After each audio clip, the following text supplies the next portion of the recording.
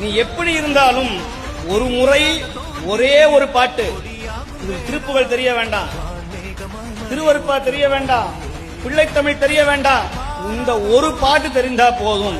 உருவாய் அருவாய் உளதாய் இலதாய் மறுவாய் மலராய் மணியாய் ஒளியாய் கருவாய் உயிராய் கதியாய் விதியாய் குருவாய் வருவாய் அருள்வாய் குகனே. காஞ்சி மகா பெரியவர்கிட்ட போய் ஒருத்தர் கேட்டார், எனக்கு வருமானமே இல்ல சாமி, என்ன பண்றதுனார். ஒரு பேப்பர்ல இந்த பாட்டை எழுதி கொடுத்தார், வருமானம் வரும். என்னங்க இந்த பாட்டை எழுதுனா வருமானம் வருமா? டே அதுலயே இருக்குதா பாடுறா அப்படின்னார்.